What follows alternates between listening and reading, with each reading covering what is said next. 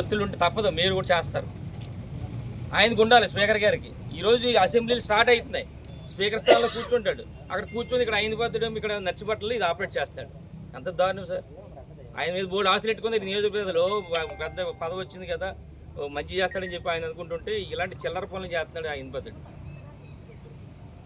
మా రిక్వెస్ట్ అదే sir, time ఇవ్వండి, ఈరోజు మధ్యాహ్నం వరకు సాయంత్రం వరకు ఇవ్వండి, సామాన్లు తీసుకొని లేబర్ని పెట్టాడు, ఆయనే తీసుకుంటాడు మొత్తం అంతా కదా. మా రిక్వెస్ట్ పడిపోద్ది అది. నాతో పోరాటం చేయలేక ఆడదాల్లా గాజులు వేసుకొని అసెంబ్లీలో కూర్చున్నావు. పోయి రా, దమ్ముంటే నా ఎదురుకుంటా రా, నాతో మాట్లాడు, నాతో చేయి. అధికారులు ఎందుకు ఇబ్బంది పెడతావు? నా కుటుంబాన్ని రోడ్డుకు రావడానికి చూస్తున్నావు. ఇలా ఉండిపోవు, నువ్వు చిరస్థాయికి ఉండిపోవు. మాకు అవకాశం వస్తే చూస్తాం, కంగారు ఏం పడొద్దు. వదిలేయడం కాదు, ఎలాగో చెప్తామండి.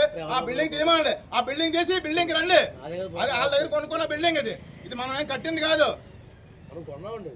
మనం కొనుక్కున్నాం. ఆ బిల్డింగ్ జోలికి వెళ్ళమని సిద్ధేటి అధికారులు రూల్ ఉంది. సరే, ఆ రూల్ ప్రకారం తీయండి. ఆ బిల్డింగ్ తీసిన తర్వాత ఆ బిల్డింగ్ రండి, తీసుకోండి. మేము కాదాను ఉండాలి. ఎంతకాలం ఉంటావు? వయసు అయిపోయింది నీకు. అప్పుడే 70 చిల్లర వచ్చింది. అయ్యని పత్రు ఎక్కడున్నావు చూడు, కంగారు లేదు, వదిలిపెట్టే పని లేదు నిన్ను. అది మాత్రం గ్యారంటీ. ఉండండి మీరు.